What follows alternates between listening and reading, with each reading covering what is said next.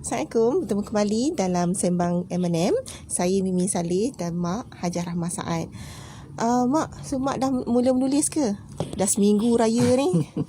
Dah second day Mak dah mula menulis dah. Dah masuk office dah. Second day dah masuk office. Sekarang tulis apa? Sekarang Mak nak settlekan antologi bukan biasa-biasa tu. Lepas tu Mak ada buat editing satu antologi lain lah. Yang client punya lah. Jadi second hari raya Mak dah.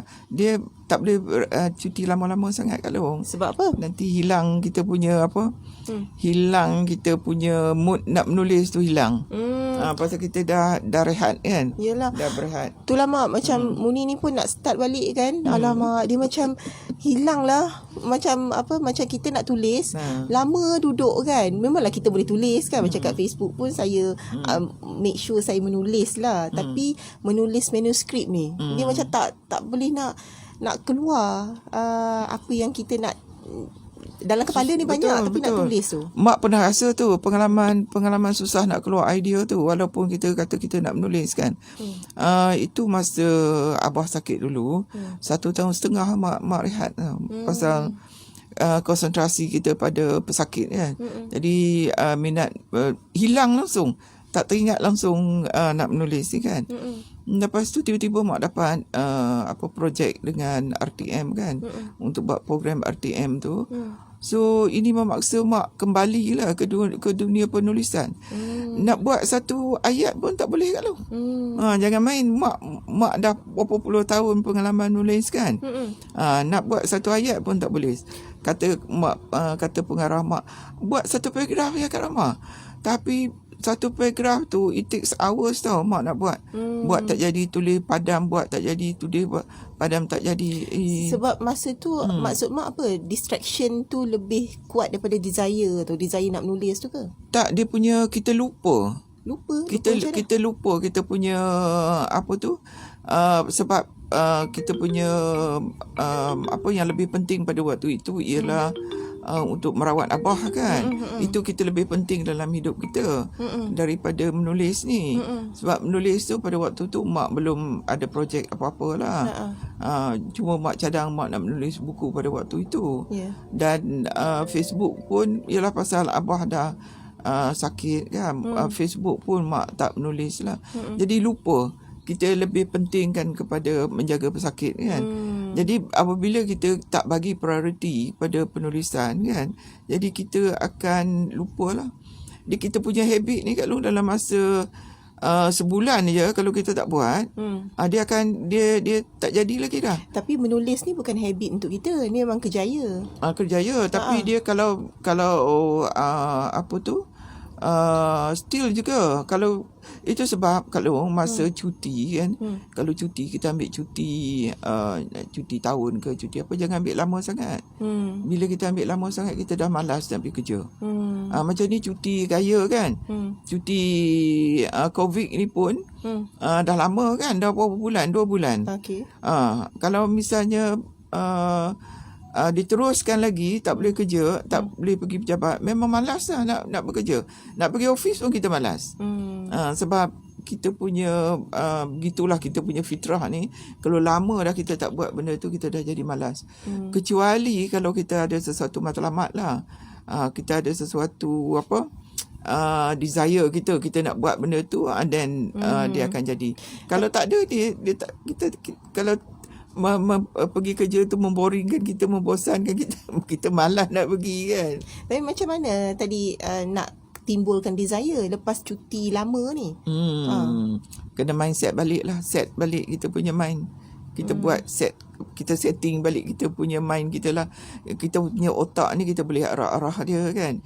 Kita kata kita nak kerja minggu depan hari apa, hari Isnin dah mula nak pergi kerja. So kita mindset kan, jangan kita fikirkan benda yang tak baik kita nak pergi kerja. Nak pergi kita jam lah, kita fikirkan jam, kita fikirkan nak tinggal anak kat rumah kan. Tapi kita fikirkan yang baik-baik. Misalnya kita akan jumpa bos kita, kita akan selesaikan kerja kita kan. Jadi kita tanamkan apa benda-benda yang baik dalam fikiran kita lah. Jadi apa ni akan merangsangkan kita punya minat untuk pergi bekerja. Dan kalau boleh kata beli baju baru ke kan. So kadang-kadang orang suka pergi kerja ni pasal baju baru kan. So belilah sepasang dua pasang baju baru kan. Tapi Mak, sekarang ni kita kan work from home kan, ramai antara kita work from home kan. Jadi bila kita nak bersedia mindset kita untuk pergi kerja tu, tapi kerja kita kat rumah tu, so macam mana kita nak ubah ni norma baru kan, orang cakap. So mindset kita pun kena berubah sesuai juga, sesuai seiring dengan kita punya bekerja rumah. Macam kita pergi bekerja juga. So apa yang mak buat selalulah pakai diri mak kan, untuk melahirkan kita punya rasa bekerja tu kan. So mak macam pergi bekerja. Kalau bekerja biasa pun mak pergi pukul 9 kan. Tapi kalau bekerja di rumah ni pukul 7.30 macam tu mak dah masuk office dah. Maksud mak apa? Macam maknya bila masuk office tu macam mana maksudnya? Ada punch card ke? Okey, subuh je, masa subuh tu terus mandi, kemudian solat, terus pakai baju kerja. Mak kalau hari-hari memang mak pakai baju kurung lah, baju kurung kerja. Masa bila lagi nak pakai baju kurung kerja ni kan. Pakai baju kurung kerja pada peringkat mula dulu untuk melahirkan mood bekerja tu, mak pakai tudung sekali. Mak pakai tudung macam nak pergi kerja. Abah, anak-anak, Kak Long pun tanya juga, mak nak pergi mana kan. Jadi ini untuk melahirkan mood kerja. Dan duduk kat meja, kita mesti ada di rumah kita, mesti ada satu meja kita, meja untuk bekerja. Kita duduk kat meja kerja ni. Dan buka komputer. Kalau tak buka komputer, duk baca Facebook, handphone kan, guna handphone, dia tidak bermakna juga, kita kena buka. Ini untuk melahirkan kita punya keinginan kita untuk menulis tu lah. Kalau tidak, mood kita tak datang. Faham. Susah kalau mood ini nak datang, susah. Kalau kita dah mati mood kita kan, tu kena sentiasa. Sebab mak sejak daripada peristiwa abah sakit tu kan, dah susah nak menulis kan. Hari-hari mak tulis dalam Facebook kalau. Dan tulis dalam Facebook tu bukan pendek-pendek, panjang-panjang. Dan kawan mak pun ada tanya, Kak Ramah rajinnya tulis panjang-panjang. Bukan apa untuk melahirkan apa orang kata sekarang momentum, untuk terus-menerus menulis kan. Jadi bila betul-betul nak menulis, dia tak rasa masalah lagi lah. Sebab biasa tulis semi rencana lah, catatan dalam Facebook. Dan kalau nak buat tulis yang betul-betul punya, tak ada masalah lagi. Tapi mak, kalau dah start tulis dalam Facebook kan, dia dah tak cukup 1 jam. Dia dah macam jadi macam tiba-tiba terlalai pula kan. Orang kata lara lah kan, terlalai daripada nak buat artikel, dah tulis status Facebook. And then bukan status Facebook je, kita dah start komen, bukan skodeng. Skodeng orang lain punya Facebook kan. So macam mana tu? Layan je diri kita tu. Kalau tidak nanti, kalau mak rasa mak nak menulis di Facebook, kemudian mak tak tulis di Facebook tu, mak nak pergi ke komputer, dia tak jadi. Nanti nak pergi juga tengok kat Facebook tu. So biar puas hati, biar puas kita punya tu, mak lah, bagi mak lah. So mak tulis kat Facebook apa-apa status. Kalau mak rasa mak nak tulis status hari tu, so pagi-pagi tu the first thing in the morning yang mak nak buat, awal-awal lagi mak tulis Facebook dulu. Mak send Facebook tu. Jadi kita punya yang momentum kita menulis tadi, kita dah bergerak menulis satu, kita akan sambung saja. Dan kita sambung ke kita punya page lah. Apa-apa kita nak menulis. Tapi itulah ceritanya, mungkin macam mak kira macam mak start engine mak ialah dengan tulis kat Facebook. Dan lepas tu itu mak boleh masuk gear 1, gear 2, mak dah start tulis artikel. Ya, betul. Tapi ada setengah orang dia start tu di Facebook, gear 1, gear 2 sampai gear 5 pun dia dekat Facebook. So macam mana untuk dia tidak terlalai dekat Facebook sahaja? Itu kena kontrol lah. Itu kena kontrol diri kita kan. Kita tahu, kita set time kita lah. Kalau mak kata pukul 7.30 kan, 7.30, kita bagi masa kata 1 jam ataupun 30 minit untuk kita di Facebook. So kita selalu tengok jam lah. Dah pukul 10 dah, pukul 9 dah, atau pukul 8.30 dah, atau pukul 8. So aku kena start bekerja. So start bekerja lah.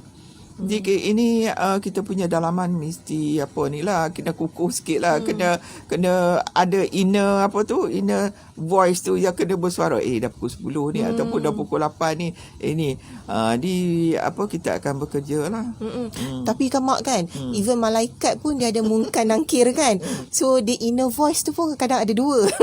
Ada satu kata kena kerja sekarang, tapi ada satu lagi yang kata sambung baliklah, sambunglah balik Facebook ni kan. Inner voice mak tu yang jenis baiknya, dia selalu marah, dia kata jangan cepat ni, dah pukul berapa ni, pukul 8. Inner voice mak tu macam tu.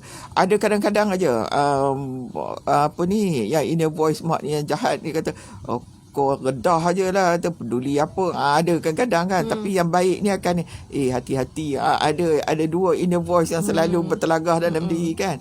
Tapi selalunya mak tengok yang inner voice yang baik ni yang lebih lebih dapat menguasai lah. So selalu kadang-kadang mak bergantung je pada inner voice ni.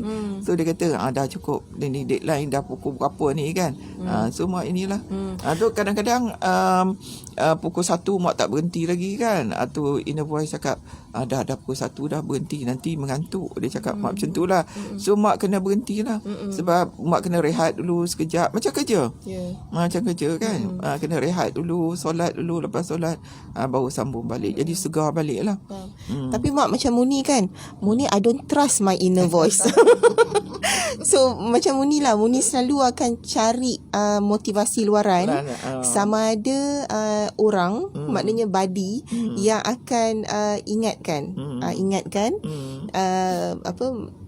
Macam contoh lah, macam sekarang kami teruskan untuk tadarus Al-Quran kan. Sebab fikir bila masa aku nak baca Quran, macam masa Ramadan boleh lah kan, kita ingat-ingat ini bulan Ramadan. Tapi selepas tu nanti tak buka langsung kan. Jadi macam sekarang Muni jumpa Kak Zarah mak. So kira macam mak dengar selalu tu tadarus.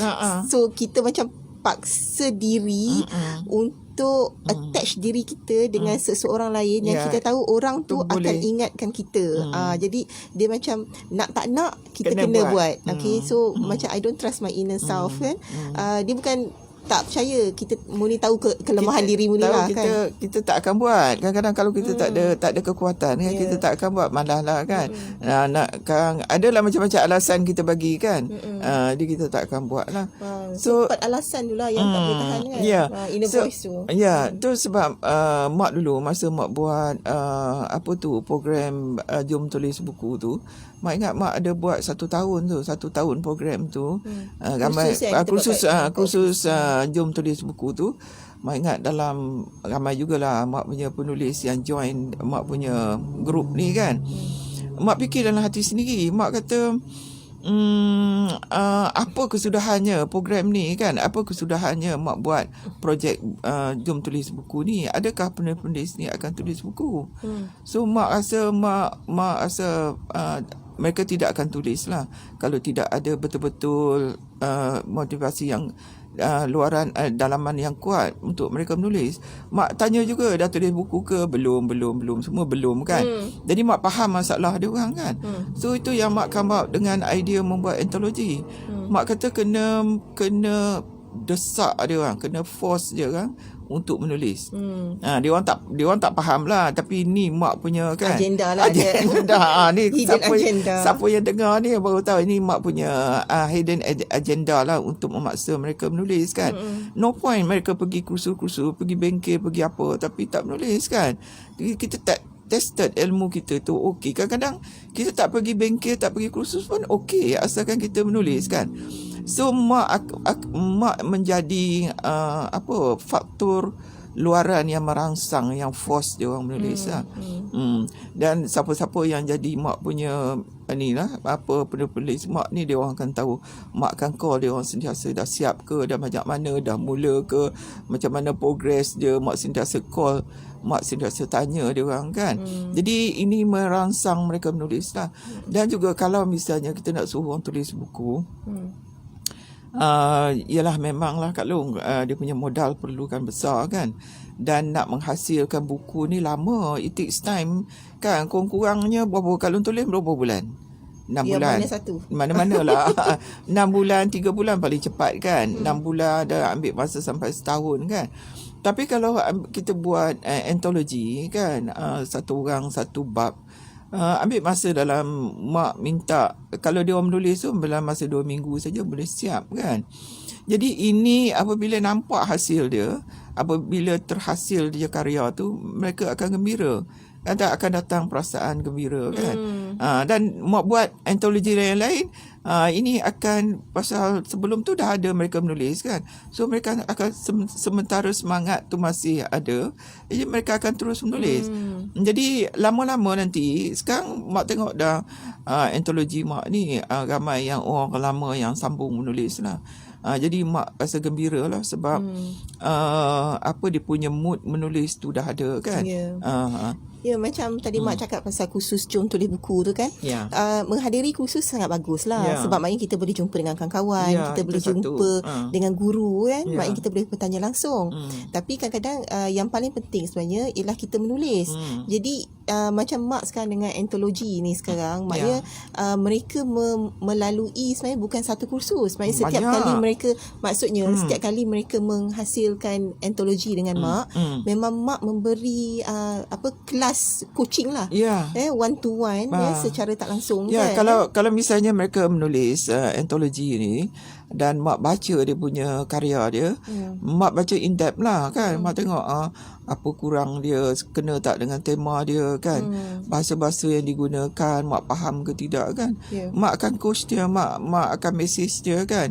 Dan mak beritahu, mak kata please ini ubahkan ni macam ni kan. Mak beritahu dia ini kena detailkan sikit, ini mak kena tak faham ni cerita ni macam mana kan, idea ni macam mana sambung ke idea, mak buat note kat situ kan. Jadi dia orang lama-lama dia orang akan faham lah. Oh macam ni sebenarnya menulis kan. Dia kadang-kadang orang pergi kursus, dia faham tapi tak mengerti sebab dia tak buat lagi kan. Dia kena praktikal. Benda-benda macam masak juga loh. Macam belajar masak, you tengok resepi kan, you rasa you boleh buat kan.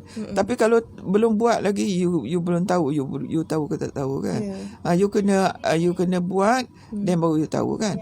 So sama juga macam menulis macam ni, macam tu juga. Kena menulis. Maksud mak, kita usaha untuk terlibat dengan projek yang ada macam tu lah, macam ada orang kerahkan kita siapkan deadline untuk kita. Betul maksud mak ke? Ya, mak ingat memang penulis ni kalau dia tak boleh, dia tidak ada kekuatan dalaman dia untuk menulis kan, dia perlu join sesuatu projek. Misalnya join projek antologi ni. Dan ini ada deadline kan. Mak nak 2 minggu ke sebulan ke. So dia kena paksa diri dia untuk menulis lah, sebab untuk memenuhi projek ni. Dan projek ni berbayar kan, jadi dia kena laksanakan lah. Dan ada orang lah, kalau di dalam hal ni mak lah yang akan sentiasa mengingatkan mereka lah, mendesak mereka, meminta bahan-bahan ni kan, dah siap ke belum ke apa ke. Jadi ini akan mendorong mereka menulis lah. Jadi macam mak menulis, mak pun sama juga Kak Long. Macam mak buat skrip untuk TV dulu kan, untuk program-program mak tu. Mak dapat 3 program Kak Long. Tiap-tiap satu program tu 13 episod. 13 episod maknanya 13 rancangan kan. Mana tiap-tiap 13 minggu satu tu. Jadi pun kena, maknanya dengan mak tahu bahawa ada deadline. Sekian hari bulan pengarah nak buat syuting kan. So mak kena siap program ni. Bagaimanapun mak kena siapkan program ni. So terjaga malam Kak Long, tak boleh tidur. Malam-malam dah tidur berapa jam ya, bangun. Sebab kita dah setkan dalam mind kita kena siapkan program ni kan. So terbangun aja. Jadi pengarah mak tak tanya pun kan. Tak adalah kerah-kerah Kak Ramah siapkan, Kak Ramah tak ada. Tapi kita sendiri kena siap. Kita dah tahu deadline dia orang nak syuting berapa hari bulan. So mak kena siapkan. Jadi ini yang bagusnya kalau ada projek lah. Maknanya bila mesti ada projek ni, kita akan usaha untuk siapkan ikut deadline lah. Itu sebab masa PKP tu hari mak buat satu challenge, kalau apa mak buat challenge menulis, Allah lupa, maknanya 2 minggu tu 2 minggu pada start daripada 1 hari bulan 4 hingga 14 hari bulan 4, mak buat satu challenge untuk menulis lah. Aku bukan siapa-siapa. Ini challenge ni untuk kita memberi motivasi kepada kita itu untuk menulis. berdasarkan antologi yang mak tengah buat lah kan. Ya, itulah mak bagi tajuk tu, aku bukan siapa-siapa.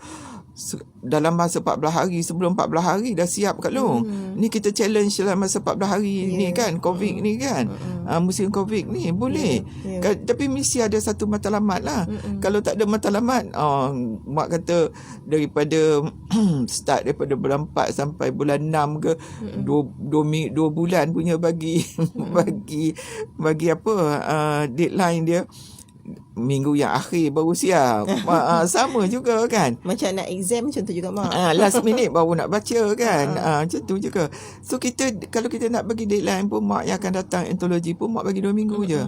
Dalam masa 2 minggu memang dia orang pun rasa, mak ingat rasa seronok, semua belum-belum dalam masa 2 minggu je.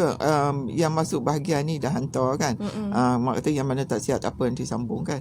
Tapi at least orang ni dah challenge diri dia untuk menulis dalam masa 14 hari. Tak sampai 14 hari pun dah ini.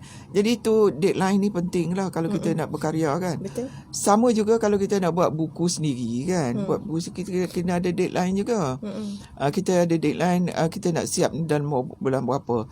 Kata kita nak kena siap ni dalam bulan 5. Kalau sekarang bulan berapa, bulan 5, bulan 6, kita nak kena siap ni dalam bulan 10 misalnya, 5 bulan So kita kena stagger kan lah. Berapa chapter kena siapkan dalam bulan berapa, ataupun kita bagi 1 minggu 1 chapter. 1-2 minggu 1 chapter. Jadi dia kalau 2 minggu 1 chapter pun macam ringan juga kat Long. Macam kita boleh main-main kan. Kita bagi ketat sikit. 1 minggu 1 chapter. Boleh jadi. Betul. Boleh. Kalau kita tak ada deadline kan, kita tak ada force diri kita, memang tak jadi. Memang tak jadi. Muni kan kita selalu dengar ukur baju di badan sendiri kan. Jadi bila kita set deadline, satu perkara yang Muni belajar lah mak kan. Ni belajar sendiri ikut pengalaman. Bila kita ukur baju di badan sendiri, kita jangan ikut ngam-ngam baju kita, badan kita kan. So dia jadi macam ketat lah, jadi macam sarung nangka tu kan. So sama juga dengan deadline. Jangan ikut masa kita. Deadline tu kena bagi ikut yang buat kita lagi nak push jadi lagi better kan. Macam dulu kat mak masa jadi wartawan kat Long mak masa tu reporter jadi pemberita, pergi assignment 1 hari 3 kali kat Long. 3 kali balik terus buat kan. Terus buat, tak boleh lagi nak draft ke nak apa, terus ketuk kat komputer kan. Masa tu typewriter kan. Orang bising ke orang apa ke, concentrate, kena siap. Jadi bila kita dah paksa diri kita kat Long untuk membuat dalam keadaan yang sukar kan, dia boleh jadi. Dan kemudian dia tak jadi masalah lagi. Mak ingat lagi satu orang kat Long pernah dulu masa mak ada syarikat kan, mak nak buat surat, mak malas betul nak buat surat. Especially yang surat rasmi kat Long. Allah, nak balas surat, nak buat surat kan. Sikit-sikit dia orang kata bagi buat surat kan. Tapi paksa diri tulis saya surat. Tulis saya surat kan. Paksa diri tulis saya surat. Lama-lama mak ingat dalam 10 line surat yang kita buat kan, makna hari-hari ke sehari 2-3 kali ke, lama-lama tu tak ada masalah. Nah, kalau dia kata kena buat surat rasmi, terus ambil paper, terus ambil komputer, terus type je. Dah tak ada masalah, tak ada lagi gangguan Allah malasnya. Tak ada lagi. Sama juga menulis macam tu. Dia tak ada lagi akan timbul perasaan malasnya aku nak tulis. Tapi benda ni itulah bila kita cerita pasal momentum kan. Dia first sebelum dia bergerak laju tu kan, momentum pecutan tu, dia kena bermula daripada awal tu untuk start gear 1 kan. Nak start engine tu lah sebenarnya. So sebelum kita cerita pasal speed ke pecutan kan, memang nak start engine tu. Kalau kereta pun dia ada warm up belum. Mak tengok abah tu dia start sekejap kan. Dia duduk dalam kereta kan. Lagi pula kereta tak gerak sepanjang PKP kan. Dia warm up dulu kereta dia. Sempatlah nak solek ke, last touch up ke, nak cari handbag.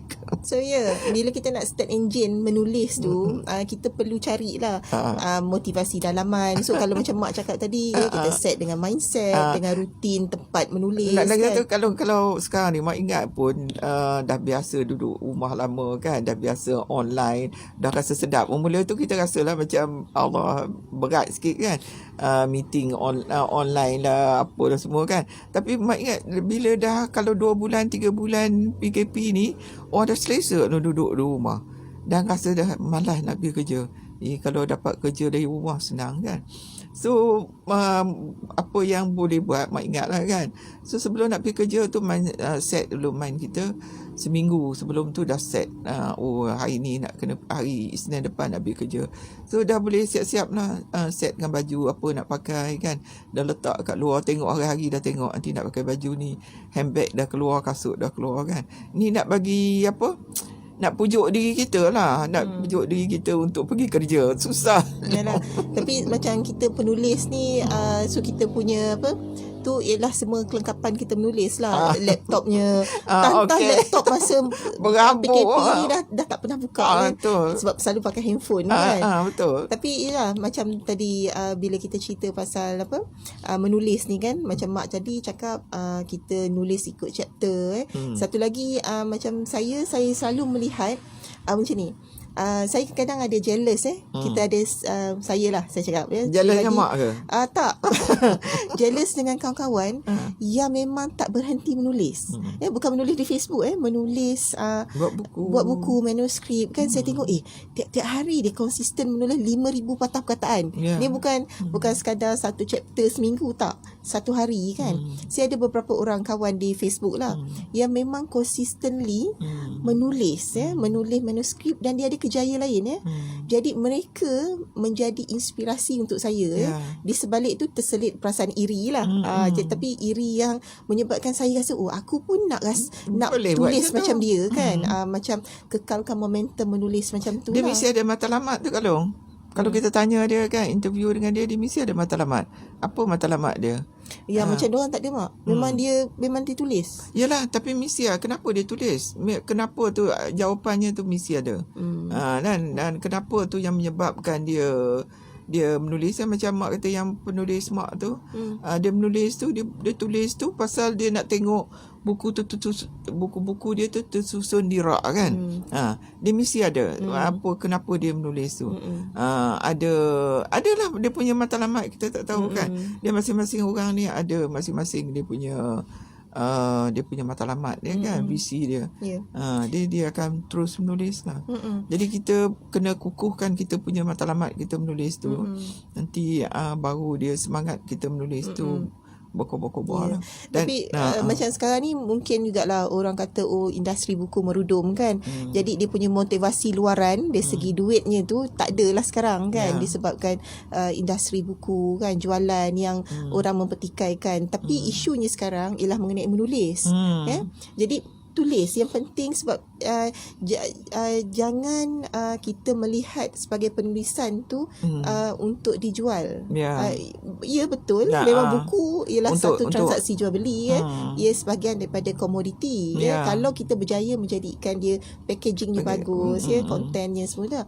Tapi yang mula sekarang kita membincangkan mengenai momentum menulis, nak start ni.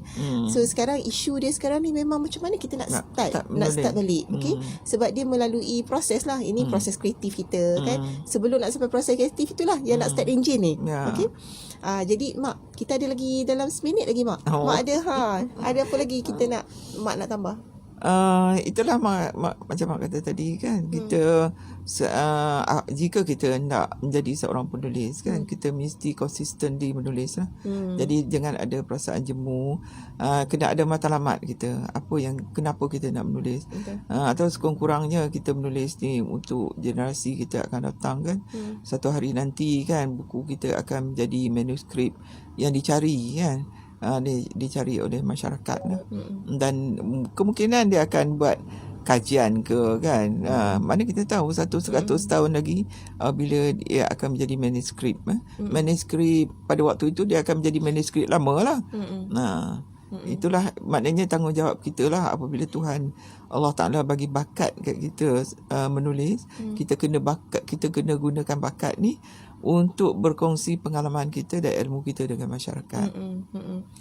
Macam saya pula, saya sentiasa melihat evolusi media dan juga evolusi industri menyebabkan penulisan tu sekarang ni bukan hanya dilihat sebagai teks. Dia menjadi konten yang boleh divisualkan dan boleh dijadikan dalam pelbagai platform. Audio, visual maknanya teks, macam-macam cara. Jadi sekarang bagi saya bila kita menulis ni, kita tulis je, so kita tak tahu nanti dalam masa tahun depan, bulan depan dia boleh diterjemahkan menjadi dalam bentuk audio mungkin walaupun asalnya teks, dan mungkin jadi skrip macam contoh mak masuk untuk pitching RTM. Jadi yang pentingnya ialah kita mula mengeluarkan idea untuk meletakkannya ke atas sesuatu. Dalam waktu sekarang ni sesuatu itu ialah pada laptop lah, maknanya kita menulis kan. Jadi saya doakan kawan-kawan di luar sana teruskan menulis jika rasa macam okey nak tulis apa, cari kawan-kawan mak ada kan, boleh message mak kan, message mak. Jadi boleh ikuti antologi apa yang kosong lagi mak, yang bukan sesiapa boleh. Kali pertama pun ada kasih seorang perawat. Ni masih belum ni lah belum diwar-war secara serius lah. Kasih seorang perawat pun mak sedang mencari penulis lah.